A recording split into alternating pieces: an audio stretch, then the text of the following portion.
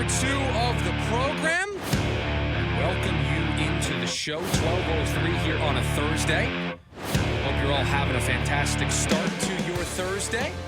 Hope you're enjoying your lunch break here on our lunch break on KDUS AM 1060. Also on the KDUS AM 1060 app and streaming live on YouTube, the KDUS AM 1060 YouTube channel. Everybody sharing what they are having for lunch today. It is a huge, massive troll of me because I cannot have my lunch until after the show is over. But I do appreciate everybody interacting with the program. It has been a up and down first two appearances for AJ Puck. He has clearly been the team's closer in the early stages of the season. He has had the only two save opportunities so far here during the first six games. And he is 2 for 2. He hasn't blown a save yet, but there is a concern that is growing because in both games of this series, he's allowed home runs. First, it was Ben Rice in the opening game of this series, a home run that would have been a home run in 30 out of 30 ballparks. And then there was the home run last night. Now, the first thing for us to talk about is AJ Puck ideally wouldn't have been in that game last night. You have a 4-0 lead. Your middle relievers should have been able to hold it down, should have avoided needing to go to AJ Puck with a 4-run lead. But some base traffic given up by Ryan Thompson, and so AJ Puck was called on to get the save, to close things down. And he comes into the game, and he allows a 3-run home run to Anthony Volpe to make this a 4-3 game. Now, the Volpe home run was a home run in 2 of 30 major league ballparks. Obviously, the one that it went out in last night, Yankee Stadium, and the other is Steinbrenner Field, which happens to be the spring training home of the New York Yankees and the major league home for the Tampa Bay Rays this year. That's it. The only 2 buildings where that ball gets out. So on one hand, you're concerned. 2 home runs in 2 appearances, back-to-back appearances with a home run. It hasn't burned you, but you don't want your closer giving up long balls because there is going to come a time when AJ Puck is asked to close a 1-run game. 4-3 lead late. A 3-2 lead late, and you need to have 3 outs, and you can't give up a long ball. So you're concerned that it is 2 straight appearances. But you also know that one of those home runs wouldn't have been a home run in any other ballpark, including Chase Field. So it's a mixed bag. But part of being an elite closer, part of being a team's closer in the first place is your mental makeup, is your confidence. That is a confidence-driven position. If you're going to be a closer of a baseball team, you have to have all of the confidence in the world when things are going good or when things are going bad. You have to always be confident in your ability. You have to be confident in what you are doing. And if your confidence starts to waver, and that's the concern that I have, because yes, that second home run is not a home run in 28 other ballparks, but it was still a home run last night. It was still something that AJ Puck had to battle through. He had to lock down and get those final outs to make sure the Yankees didn't come back. That game was in hand for a majority of it until that Volpe home run. And so the confidence is something to keep an eye on. And so I look at this and I say there's no need to make a change right this second. There is no need to rush to putting Justin Martinez in the game, although he's going to be your closer today because Puck worked each of the last 2 days. He is more than likely going to be unavailable. I am not sure if there is ever a scenario where Torrey's going to use a guy 3 straight days, but if he is going to do it, it's not going to be on April 3rd. Not going to happen.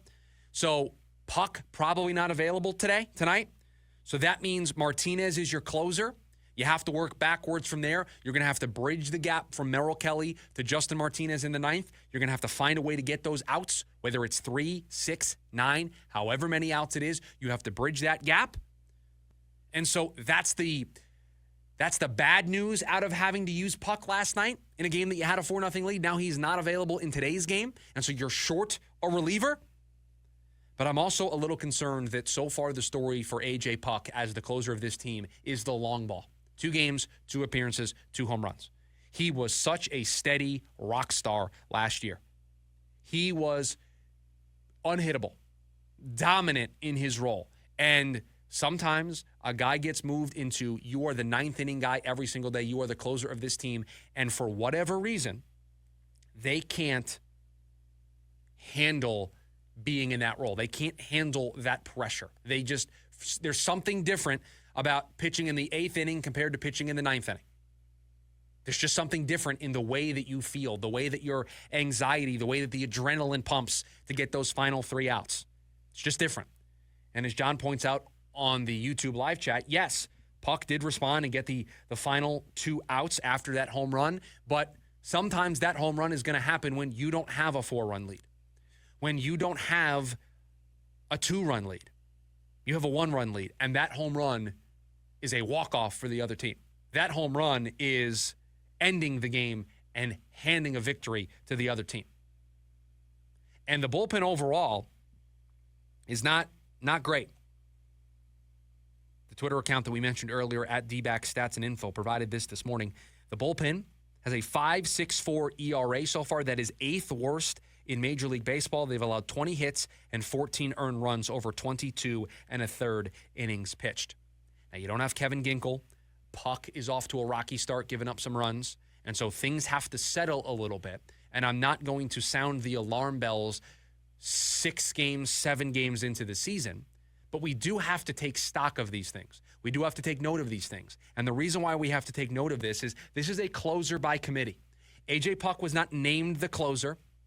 Torrey told us this is going to be a matchup-based thing, that there's not one rock star steady guy, even though that's what Torrey wants. And I'm here to tell you, if we're comparing the 2 guys, one of them is handling his business. Justin Martinez is as advertised so far. I think even more so because the command has been there in the early part of the season. While A.J. Puck is struggling. Now, you can't rush to make a move because then you worry about upsetting the confidence of your reliever. But I would not be surprised if we continue to see him give up some runs, if we see him continue to struggle, if by the end of this month, this is not flip-flopped. And Justin Martinez is not the closer, and A.J. Puck is not the setup man. We are certainly heading down that path. We are certainly heading towards that ultimate conclusion if Puck is going to continue to struggle in the way that he is. They got the win. Didn't cost them the game last night. But you certainly worried when that ball left the ballpark because now it's not just once, it's twice. And it's back-to-back appearances where it happened. Ben Rice hit his home run. You had a cushion. You had a 3-run cushion. You're up 7-4. Okay, no problem. Last night you had a 4-run cushion, a 3-run home run. You still had the advantage. It didn't cost you in these first 2 games. But there's going to come a time when it does cost you. And hopefully the Diamondbacks don't have that happen a bunch before making a change.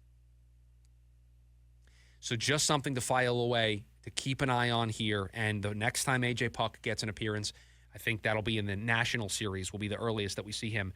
Probably will not be available today. Again, September, October, you use a guy 3 days in a row.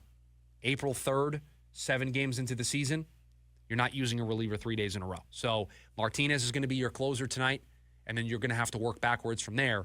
And then we'll see the next time A.J. Puck is out there. If this was, yes, just a home run that only goes out in Yankee Stadium and his confidence is unshaken and he is still the calm, cool customer in the 9th inning, or if we have a problem on our hands, if there is something to worry about with the back end of this bullpen. But this is why you have options.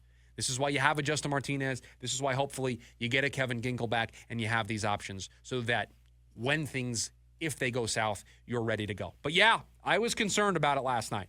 After the 3-run home run, I was driving home listening to it in the car, and I thought to myself, oh boy, we've got a conversation to have tomorrow. Because one time, okay. One time every 7 or 8 outings, okay.